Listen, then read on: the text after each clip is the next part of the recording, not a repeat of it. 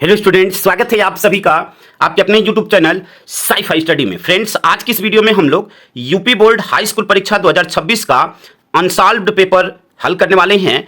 इसमें जो पेपर का जो संकलन है 2019 से लेकर 2025 तक के सभी प्रश्न पत्रों का संकलन है और यह जो अनसॉल्व्ड पेपर है एनसीईआरटी पर पूरी तरह से आधारित है और माध्यमिक शिक्षा परिषद उत्तर प्रदेश की बोर्ड परीक्षा 2026 की संपूर्ण तैयारी के लिए इसको जारी किया गया है। यह आपका गणित का अनसॉल्व्ड पेपर है। यहाँ पे आप देख सकते हैं, यह गणित का अनसॉल्व्ड पेपर है क्लास 10th का। और आज की इस वीडियो में हम लोग 2025 के मॉडल पेपर को हम लोग यहाँ पे सॉल्व करने वाले हैं। और अगर आप इस प्रश्न पत्र को अच्छी तरह से सॉल्व करते हैं तो 2026 बोर्ड परीक्षा में किस प्रकार का पेपर आएगा और कैसे आपको तैयारी करनी है वह पूरा प्लान आपको पता चल जाएगा। यह जो अनसॉल्व्ड पेपर है अरिहंत प्रकाशन का है। आपके पास किसी भी प्रकाशन का अनसॉल्व्ड पेपर होगा उसमें जिस सेट को मैं कराने वाला हूं वह आपको मिलेगा। कैसे मिलेगा मैं आपको अभी बताता हूं। यहाँ पे देखिए, आज मैं कराने वाला हूं आपके लिए सेट 1 2025 का यह पेपर है 822 बीभी सेट को मैं कराने वाला हूं। यहाँ पे आप देख सकते हैं, ठीक है। और इस सेट को एक एक चीज मैं आपको यहाँ पे बताने वाला हूं। अब देखिए, इस सेट को करने से क्या फायदा होगा, ठीक है। इस सेट को करने से क्या फायदा होगा तो यहाँ पे आप देखिए, यह 2025 का 822 बीभी सेट है। देखिए क्या फायदा होगा कि आप जानते हैं कि आपकी परीक्षा में एनसीईआरटी से ही प्रश्न पूछे जाते हैं और यह जो अनसॉल्व्ड पेपर है एनसीईआरटी पर पूरी तरह से आधारित है, ठीक है। फिर क्या है, 2026 परीक्षा के लिए यह पर्याप्त है। यानी अगर 2026 की आप तैयारी कर रहे हैं और इस अनसॉल्व्ड पेपर को आप सॉल्व करते हैं तो 2026 की तैयारी आपकी पूरी तरह से हो जाएगी, ठीक है। इसको हल करने से 2026 पेपर की पूरी जानकारी आपको मिलेगी। यानी पूरी जानकारी का मतलब कि कौन सा चैप्टर कितने मार्क्स का आएगा, किसको अधिक पढ़ना है, किस चैप्टर को कम समय देना है, इस बात की पूरी जानकारी मिलेगी। साथ ही साथ 2026 में पेपर किस प्रकार से आएगा, कठिन आएगा, आसान आएगा, वह आपका प्रीवियस ईयर का पेपर ही आपको बताता है कि किस प्रकार का प्रश्न पत्र आपके सामने आएगा। तो इससे 2026 पेपर की आपको पूरी जानकारी मिलेगी। फिर किस अध्याय को कितना समय देना है, यानी कौन सा अध्याय, जो अध्याय आपका अधिक अंक का आएगा, अधिक मार्क्स का, उसको अधिक समय देना है, जो कम नंबर का आएगा उसको कम समय देना है। तो यहाँ पे उस बात को हमने लिखा कितने अंक का आता है, इस बात की आपको जानकारी हो जाएगी कि कौन सा चैप्टर 6 नंबर में पूछता है और कौन सा चैप्टर 4 नंबर में पूछता है। फिर यहाँ से 30 से 40 प्रश्न रिपीट होते हैं। 30 से 40% प्रश्न आपके प्रीवियस ईयर से आपके रिपीट होते हैं, ठीक है ना। और अगर आप 3 साल के सभी सेट कर पाते हैं तो निश्चित रूप से आपको बोर्ड एग्जाम में 95% मार्क्स पाने से कोई नहीं रोक सकता है। क्यों? क्योंकि प्रत्येक ईयर के 7 सेट होते हैं। आप 3 नहीं, अगर 2 साल के भी पेपर को आप कर लेते हैं तो 7 + 7 टोटल 14 पेपर आप कर लेंगे। और अगर आप 14 पेपर कर लेते हैं तो यह जो टारगेट है वह कोई बहुत बड़ी बात नहीं है। आप आसानी से मैथ में 95 नंबर प्राप्त कर सकते हैं, ठीक है। और मैं इस चैनल पर आपको 2023, ठीक है ना, 2023, 2024 और 2025 इन तीनों साल के सभी सेट को मैं आपको हल कराने वाला हूं। तो अगर आप चैनल पे नए हैं और चैनल पे पहली बार वीडियो देख रहे हैं, चैनल को सब्सक्राइब कर लीजिए, क्योंकि मैं आपके बोर्ड एग्जाम की बेहतर तरीके से और सभी चीज़ें मैं आपको प्रिपेयर करवाऊंगा, सभी सब्जेक्ट को। तो चलिए समय न व्यतीत करते हुए हम लोग यहाँ पे प्रश्न को चालू करते हैं। जैसा कि हमने बताया कि यह जो है क्या है, काफ़ी इंपॉर्टेंट है, तो इसको बिल्कुल आपको अच्छी तरह से प्रिपेयर करना है बच्चों, ठीक है। अब यहाँ पे आप देख सकते हैं सेट 1 2025 822 बीभी। आपके बोर्ड एग्जाम में 3 घंटे 15 मिनट का समय होता है। यह कुछ यहाँ पे नोट और निर्देश दिए गए जिसको आपको खुद पढ़ लेना है, ठीक है। कैसे आपको कहाँ से कहाँ तक बहुविकल्पी प्रश्न होते हैं, सारी चीज़ें हम यहाँ पे बताएंगे। यहाँ से आपका चालू होता है, सीधा प्रश्न पे चलते हैं। खंड अ बहुविकल्पी प्रश्न, ठीक है। 1 से 20 तक के प्रश्न आपके बहुविकल्पी होंगे और प्रत्येक प्रश्न 1 नंबर का होता है। प्रश्न नंबर 1 यहाँ पे है, देखिए, एक परिमेय संख्या और एक अपरिमेय संख्या का योग होगा, ठीक है। एक परिमेय संख्या और एक अपरिमेय संख्या का योग होगा, यह आपसे प्रश्न पूछा हुआ है। 4 ऑप्शन दिया गया है। यहाँ पे चलिए समझते हैं, थोड़ा सा आपको यहाँ पे बताते हैं हम। देखिए प्रश्न नंबर 1, एक परिमेय संख्या। अब मैं कहूँ परिमेय संख्या क्या होती है, तुम देखिए यह आपका परिमेय संख्या है, P/Q के रूप में इसको लिख सकते हैं। तो यह परिमेय संख्या है। अब कह रहा है कि परिमेय संख्या और अपरिमेय संख्या का। अपरिमेय संख्या यानी अगर कोई संख्या हम रूट में ले लें, जैसे यहाँ पे हमने ले लिया √2 जो पूर्ण वर्ग न हो, ठीक है। अब इसका योग क्या होगा, तो देखिए अगर किसी अपरिमेय संख्या के साथ कोई परिमेय संख्या अगर जोड़ी जाए या घटाई जाए तो वह अपरिमेय ही होती है। क्या होती है बच्चों? अपरिमेय ही होती है, ठीक है। अपरिमेय ही होती है।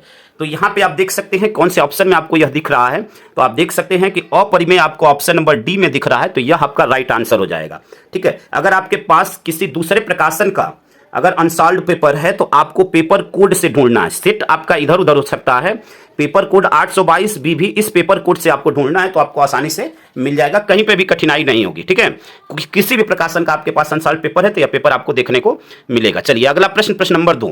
प्रश्न नंबर 2 है संख्या 156 का अभाज्य गुणनखंड होगा। ठीक है, तो देखिए अभाज्य गुणनखंड के लिए या तो आप इसका फैक्टर करें या सिंपल सा तरीका होता है कि इसमें गुणा करिए, गुणा करने के बाद कौन 156 के बराबर होता है वही आंसर हो जाएगा। 2 तिहाई 6, 13 छाक 78 नहीं होगा, 2 का स्क्वायर है, 2 दूनी 4 तिहाई 12, 12 और 13 का गुणा होगा तो 12 तिहाई 36 और 12 कम 12 3 15, तो 156 आ जाएगा। ऑप्शन नंबर बी आपका राइट हो जाएगा। ठीक है, हमें पूरा फैक्टर करने की जरूरत नहीं है। ठीक है, बहुविकल्पी प्रश्न देखिए हल करना कोई जरूरी नहीं है अगर आंसर आसानी से निकल जाता है तो। अगला प्रश्न, प्रश्न नंबर 3। यदि 3x + 5y बटे में 3x - 5y बराबर 7/3 हो तो x रेशियो y का अनुपात होगा। यहाँ पे 4 ऑप्शन दिए गए हैं। चलिए इस प्रश्न को हल करके और देखते हैं कि कौन सा ऑप्शन आपका राइट होगा। तो चलिए इस प्रश्न को हल करते हैं, प्रश्न नंबर 3 को। ठीक है, प्रश्न नंबर 3। प्रश्न नंबर 3 देखिए क्या कह रहा है, यहाँ पे क्या दिया हुआ है, 3x + 5y बटे में 3x - 5y = 7/3। ठीक है, यह दिया हुआ है। अब यहाँ से हम क्या करेंगे कि यहाँ से तिरछा गुणा कर लेंगे। तिरछा गुणा यानी ऐसे और ऐसे गुणा करेंगे तो 3 का गुणा 3 में तो यह हो जाएगा आपका 9x। ठीक है, 3 का गुणा 5 में तो 3 × 5 = 15y बराबर, अब 7 का गुणा 3 में तो 7 × 3 = 21x - 7 × 5 = 35y। यक्स वाले का एक साइड पक्षांतर और वाई वाले का एक साइड पक्षांतर। तो देखिए यहाँ पे 9x - 21x बराबर -35y - 15y। ठीक है, 21 में से 9 जाएगा, 21 में से 9 जाएगा तो आपका क्या हो जाएगा, 21 में से आपका 9 जाएगा तो 12 हो जाएगा और चिन्ह बड़ी संख्या का तो -12x। ठीक है, -12x। और यहाँ पे क्या हो जाएगा आपका, यहाँ पे -35 - 15 दोनों जुड़ जाएंगे, चिन्ह माइनस ही रहेगा। 35 और 15 आपका हो जाता है 50y। अब यहाँ से हम क्या करेंगे, देखिए हमें यक्स, देखिए यहाँ पे प्रश्न में किसका अनुपात चाहिए, यक्स अनुपात y चाहिए। यहाँ पे आप देख सकते हैं प्रश्न में यक्स अनुपात y चाहिए, तो यानी यक्स बटे y। ठीक है, तो y का अगर इधर पक्षांतर करें तो यह यक्स बटे में y हो जाएगा और यहाँ पे हम 12 का पक्षांतर इधर करें, यहाँ पे माइनस माइनस प्लस हो जाएगा, यह हो जाएगा आपका 50 बटे में 12। कट कर देंगे तो यह आपका 2 से भाग दिए तो यह 25 और इसमें 2 से भाग दिए तो यह 6। इसको अनुपात में लिखेंगे तो यह हो जाएगा 25/6। ठीक है, 25/6। अब यहाँ पे देखेंगे हम लोग कि कौन से ऑप्शन में आ रहा है 25/6। तो यहाँ पे आप देख सकते हैं 25/6 आपका ऑप्शन नंबर फर्स्ट है, तो यह ऑप्शन आपका राइट हो जाएगा। आई होप कि यहाँ तक के प्रश्न को आप अच्छी तरह समझ गए होंगे। चलिए अगले प्रश्न की तरफ बढ़ते हैं बच्चों। अगला प्रश्न आपका प्रश्न नंबर 4। प्रश्न नंबर 4 देखिए क्या है, समीकरण 3x² - 2x + 1/3 बराबर 0 का विविधकर होगा।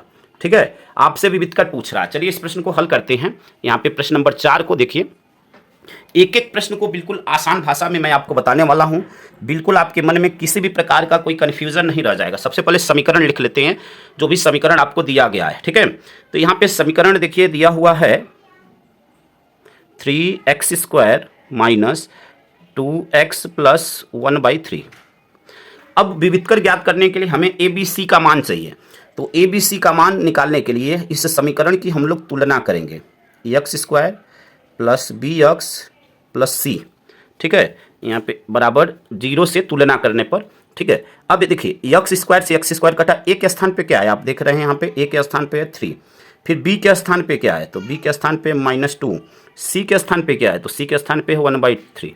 विविधकर का सूत्र होता है, विविधकर को d से प्रदर्शित करते हैं, d बराबर b² - 4ac। यहाँ से मान रखिए, b का मान क्या है देखिए -2, तो -2 का स्क्वायर, 4a का मान है 3 और c का मान क्या है, c का मान है 1/3। 3 से 3 आपका क्या हो गया, कट गया। और यहाँ पे देखिए तब क्या बचेगा, यहाँ पे 2 का स्क्वायर 4 और यह माइनस से जब स्क्वायर होगा तो प्लस हो जाएगा, 4 - 4, यह 4 से 4 कट गया 0। अब यहाँ पे देखिए कि कौन से ऑप्शन में 0 आया हुआ है, तो यहाँ पे आप देख सकते हैं फर्स्ट ऑप्शन में ही 0 आया हुआ है, तो यह ऑप्शन आपका क्या हो जाएगा, राइट आंसर हो जाएगा। अगला प्रश्न, प्रश्न नंबर 5। निम्नलिखित सारणी का माध्य होगा, यहाँ पे वर्ग अंतराल दिया हुआ है, बारंबारता दी हुई है और इसका आपको माध्य निकालना है। तो चलिए इसका माध्य ज्ञात करते हैं इस प्रश्न को। चलिए यहाँ पे लिखकर इस प्रश्न को हल करते हैं और देखते हैं कि कौन सा ऑप्शन आपका राइट होगा। ठीक है, देखिए यहाँ पे इस प्रश्न को हल करते हैं। प्रश्न नंबर यहाँ पे 5, प्रश्न नंबर 5 देखिए क्या है आपका यहाँ पे प्रश्न नंबर 5। ठीक है, आपको वर्ग अंतराल दिया हुआ है, तो यहाँ पे सबसे पहले वर्ग अंतराल लिखेंगे, वर्ग अंतराल। ठीक है, फिर यहाँ पे मध्य पद होता है, मध्य पद, फिर आपका बारंबारता। मध्य पद कैसे निकालेंगे अभी हम आपको बताएंगे। ठीक है ना, बारंबारता, और बारंबारता के बाद यहाँ पे आपका आता है f गुणे x। ठीक है, मध्य पद आपका x होता है और बारंबारता आपकी f होती है। ठीक है, वर्ग अंतराल आपका दिया हुआ है प्रश्न में 2 से 4, 4 से 6, 6 से 8, 8 से 10 और 10 से 12। ठीक है, 12 तक दिया हुआ है। फिर मध्य पद निकालेंगे, उससे पहले बारंबारता लिख लेते हैं। बारंबारता है 2, 4, 7, 3 और 4। मध्य पद निकालने के लिए क्या करते हैं, इन दोनों को जोड़कर 2 से भाग दे देते हैं। तो 4 और 2 6, 6 में 2 से भाग देंगे तो 3 आएगा। 6 4 10, 2 से भाग देंगे तो 5 आ जाएगा। यानी देखिए इनमें 2 2 का गैप है ना, तो इसमें भी 2 2 ऐड करते जाइए। यह 7, यह आपका 9 और यह आपका 11। अब इन दोनों का गुणा कर दीजिए। 3 दूनी 6, 5 चौके 20, 7 सते 49, 9 3 27, 11 चौके 44। ठीक है, अब इसको ऐड करना है, यानी यहाँ पे आपको निकालना है सिग्मा fx का मान। तो देखिए यहाँ पे ऐड करते हैं 9 6 15, 15 और 7, 15 और 7 22 और 4 26। ठीक है, 2 हासिल, 4 2 6 2 8, 4 12 और 2 14, 146 हो गया। यहाँ पे इसको ऐड करना है, यानी सिग्मा f आपको निकालनी है। सिग्मा का मतलब कि उन सभी का योग। 4 2 6, 7 6 13, 13 और 3 16, 4 20, ये आपका आ गया 20। अब माध्य आपसे पूछ रहा है। ठीक है ना, क्या पूछा हुआ है आपसे, माध्य पूछा हुआ है। तो माध्य का फार्मूला होता है माध्य बराबर सिग्मा fx बटे में सिग्मा f।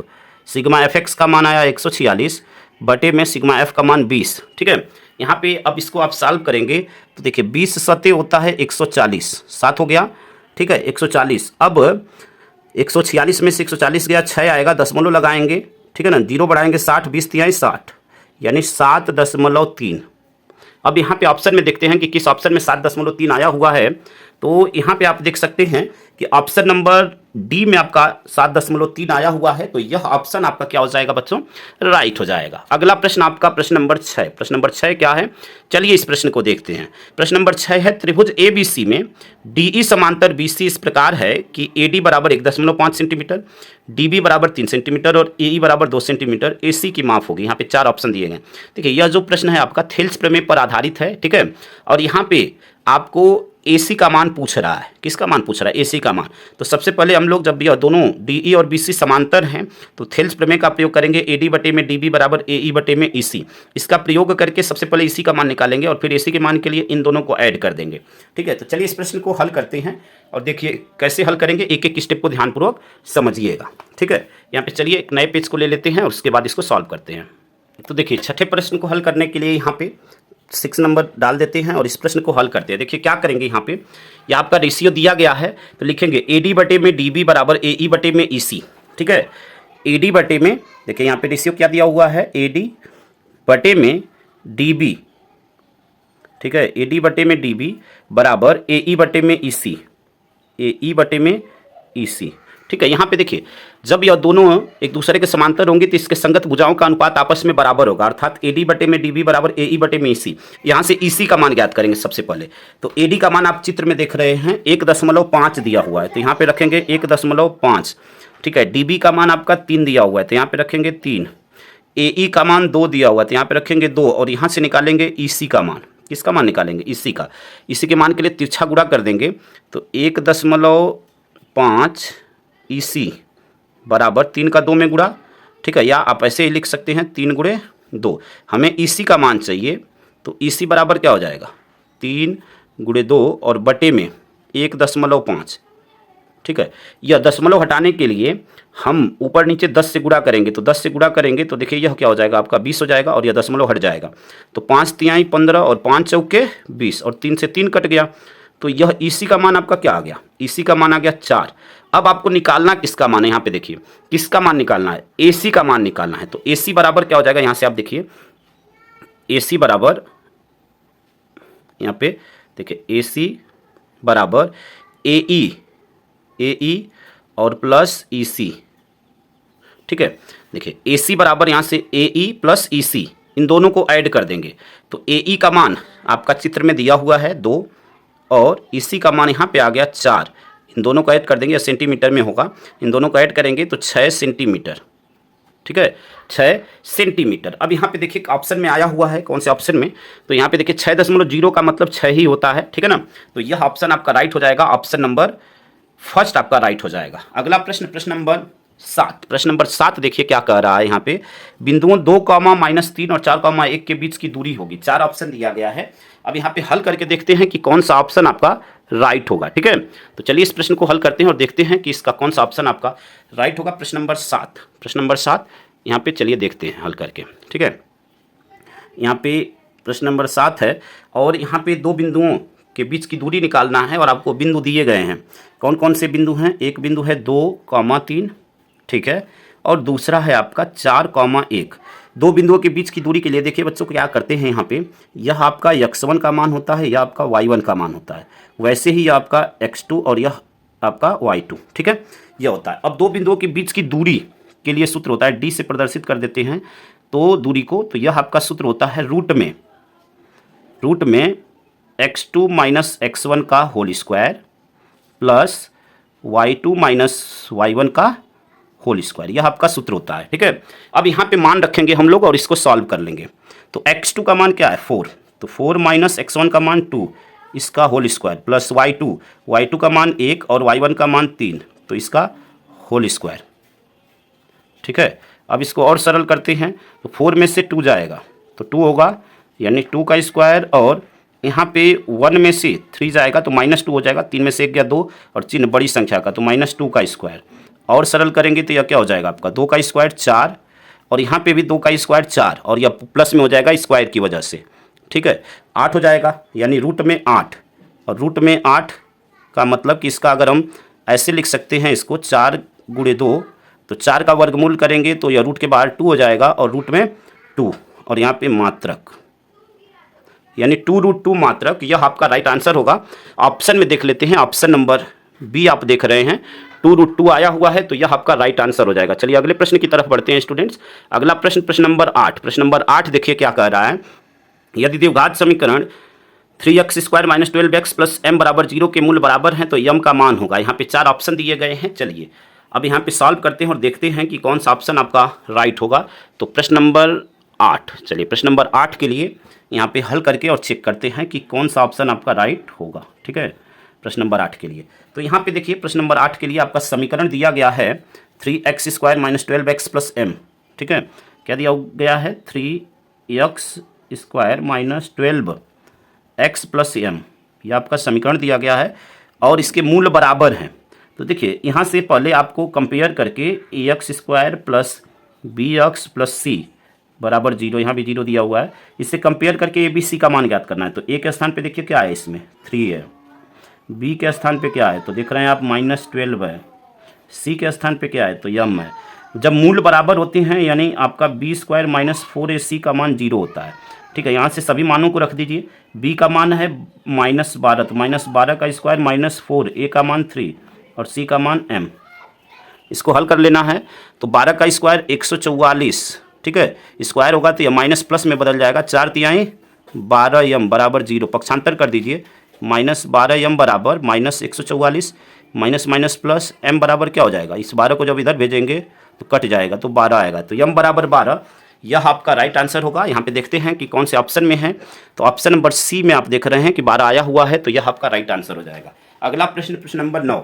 प्रश्न नंबर 9 देखिए क्या है, यहाँ पे 15 और 25 का HCF 5 है तो उनका LCM ज्ञात कीजिए, ठीक है। तो देखिए LCM ज्ञात करने के लिए आपको यहीं पे इसको बता देते हैं, LCM ज्ञात करने के लिए इन दोनों का मल्टीप्लाई और बटे में HCF, यानी 15 और गुणे 25 और बटे में जो HCF दिया हुआ है यानी 5, तो 5 × 5 = 25 और 15 × 5 = 75, यह आपका LCM हो जाएगा। तो 75 यहाँ पे आप देख सकते हैं ऑप्शन नंबर बी में आया हुआ है, तो यह आपका आंसर आपका राइट हो जाएगा। अगला प्रश्न, प्रश्न नंबर 10। प्रश्न नंबर 10 है AP मतलब अर्थमेटिक प्रोग्रेशन, जिसे हिंदी में हम लोग समांतर श्रेणी कहते हैं, ठीक है ना, हिंदी में समांतर श्रेणी कहते हैं। चैप्टर 5 आपके बुक का है। तो यहाँ पे आपको अर्थमेटिक प्रोग्रेशन आपका दिया हुआ है 3, (1, -1, -3) के लिए सार्वंतर होगा। तो सार्वंतर के लिए क्या करते हैं, जो दूसरा पद होता है उसमें से जस्ट उसके पीछे वाले पद को माइनस कर देते हैं। यानी दूसरा पद आपका, दूसरा या किसी भी बाद वाले पद से उसके पीछे वाले पद को माइनस करेंगे तो सेम आपका आएगा, ठीक है। तो यहाँ पे देखिए 1 में से 3 को माइनस करेंगे, 1 - 3 सार्वंतर को डी से प्रदर्शित करते हैं। तो 1 - 3 तो यह आपका हो जाएगा 3 में से 1 गया 1, 3 में से 1 गया 2 और सिंबल बड़े नंबर का तो -2 आएगा। यहाँ पे आप देख सकते हैं ऑप्शन नंबर ए में आया हुआ है, तो यह आपका राइट आंसर हो जाएगा।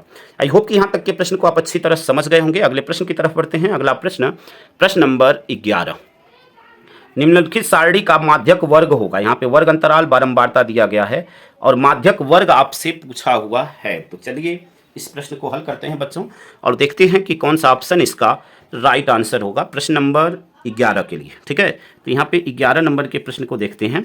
11 नंबर के प्रश्न के लिए सबसे पहले आपके बुक में वर्ग अंतराल दिया हुआ है, तो वर्ग अंतराल को यहाँ पे लिखेंगे। यहाँ पे हो गया आपका वर्ग अंतराल, क्या हो गया, वर्ग अंतराल। फिर आपका दिया हुआ है बारंबारता, बारंबारता, ठीक है। चलिए वर्ग अंतराल लिख लेते हैं। 0 से 5, 5 से 10, 10 से 15, 15 से 20 और 20 से 25। और बारंबारता क्या है आपका, 2, 7, 3, 10, 3, 10 और 4, ठीक है। यहाँ पे लिखेंगे संचयी बारंबारता, क्या निकालेंगे, संचयी बारंबारता। संचयी बारंबारता कैसे निकालते हैं, पहला मान यही रहता है, ठीक है, पहला मान यही। दूसरे मान के लिए देखिए यह दोनों जोड़ देंगे, 7 और 2 9, तो यहाँ पे 9, फिर इसको जोड़ेंगे 9 और 3 12, 12 और 10 22, 22 और 4 26।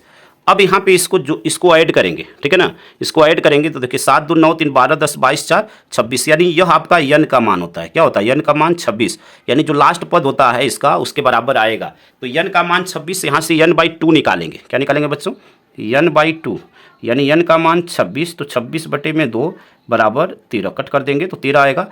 अब यह देखेंगे कि 13 के नियरेस्ट का नंबर इसमें संचयी बारंबारता में कहाँ पर है। तो 13 से नियरेस्ट का नंबर, या नियरेस्ट का मतलब कि उससे छोटा नहीं होना चाहिए, उससे बड़ा हो या बराबर हो।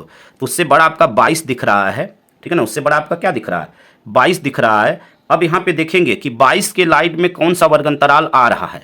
तो यहाँ पे आप देख सकते हैं कि 15-20 आपका 22 के वर्ग अंतराल में आ रहा है, ठीक है ना, 15-20 आपका इस वर्ग अंतराल में, यानी यह जो 22 आया है इस वर्ग अंतराल में 15-20 मिल रहा है। और इसी को हम लोग माध्यक वर्ग कहेंगे। क्या कहेंगे, यह आपका कहलाएगा माध्यक वर्ग।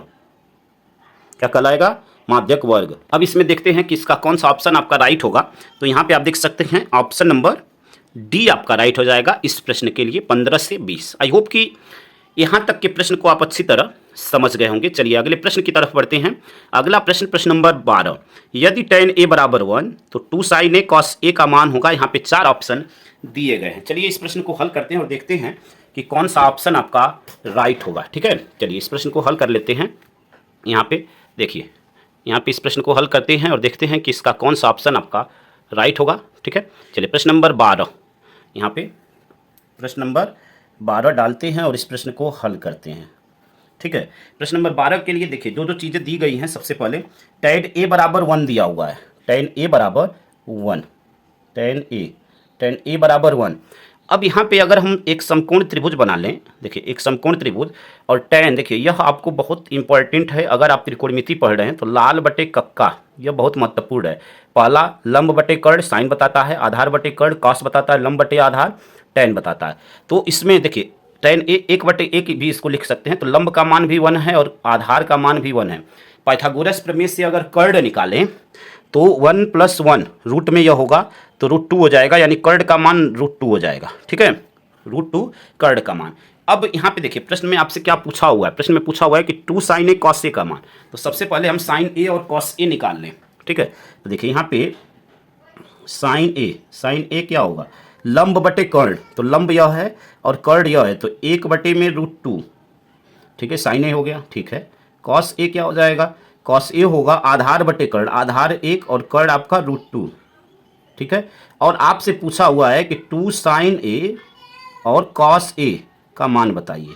तो यहाँ पे 2 मल्टीप्लाई साइन ए का मान 1/√2 और कॉस ए का मान 1/√2। यहाँ पे 2 मल्टीप्लाई √2 का मल्टीप्लाई होगा तो रूट हट जाएगा और 2 से 2 कट गया तो आ गया आपका 1। अब यहाँ पे देखिए कि कौन से ऑप्शन में 1 आया हुआ है। तो यहाँ पे आप देखिए ऑप्शन नंबर सी में आपका 1 आया हुआ है, तो यह ऑप्शन आपका राइट हो जाएगा। अगला प्रश्न, प्रश्न नंबर 13। प्रश्न नंबर 13 क्या है? एक वृत्त के केंद्र से 25 सेंटीमीटर दूर स्थित बिंदु Q से वृत्त की स्पर्श रेखा की लंबाई 24 सेंटीमीटर है, वृत्त की त्रिज्या ज्ञात कीजिए। यहाँ पे 4 ऑप्शन आपको दिए गए हैं, ठीक है। चलिए इस प्रश्न को हल करते हैं और देखते हैं कि कौन सा ऑप्शन इसका राइट आंसर होगा, ठीक है। प्रश्न नंबर 13, प्रश्न नंबर 13 के लिए देखिए यहाँ पे प्रश्न नंबर 13 यहाँ पे क्या करेंगे, कैसे हल करेंगे, एक एक स्टेप को समझिएगा।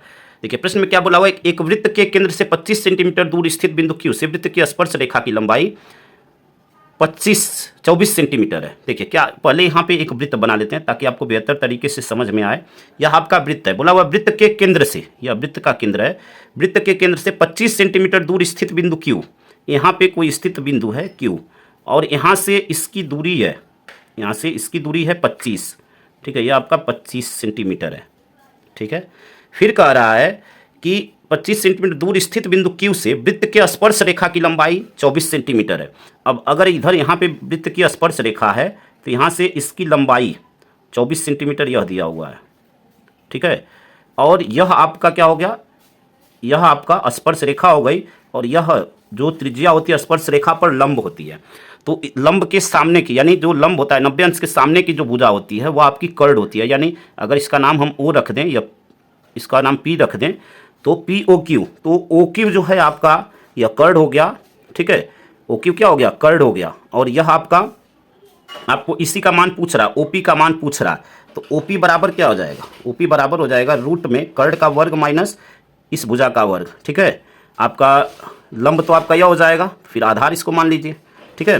तो यहाँ पे हो जाएगा आपका OQ का स्क्वायर माइनस PQ का स्क्वायर, ठीक है। यहाँ पे मान रखिए OQ का मान क्या है 25, तो 25 का स्क्वायर माइनस PQ का मान है 24 का स्क्वायर, ठीक है। 25 का स्क्वायर 625 और 24 का स्क्वायर हो जाएगा आपका 576, ठीक है ना, 576। अब यहाँ पे माइनस करेंगे आप तो यह आ जाएगा रूट में 49 और 49 का यहाँ पे स्क्वायर रूट होता है यानी वर्गमूल होता है 7, तो यह 7 सेंटीमीटर आपका OP का मान आ गया, जो कि आपसे इसी त्रिज्या का मान आपसे पूछ रहा है, ठीक है। तो यहाँ पे देखते हैं कि कौन से ऑप्शन में आया हुआ है 7 सेंटीमीटर। तो यहाँ पे आप देख रहे हैं ऑप्शन नंबर ए में आपका आया हुआ है, तो यह आपका राइट आंसर हो जाएगा। अगला प्रश्न, प्रश्न नंबर 14। प्रश्न नंबर 14 क्या है कि एक मीनार की ऊंचाई 20 सेंटीमीटर है, जमीन पर बनने वाली इसकी छाया की लंबाई 20√3 मीटर है, उन्नयन कोण का मान होगा। तो चलिए इस प्रश्न को हल करते हैं और देखते हैं कि इसका कौन सा ऑप्शन आपका राइट आंसर होगा, ठीक है। देखिए प्रश्न में क्या बोला हुआ है इसको समझिएगा। प्रश्न में यह बोला हुआ है, ठीक है ना, प्रश्न नंबर 14, एक मीनार है, जैसे यह मीनार है, हम इमेजिन कर लेते हैं, कल्पना कर लेते हैं कि यह मीनार है जिसकी ऊंचाई 20 मीटर है, यह दिया हुआ है।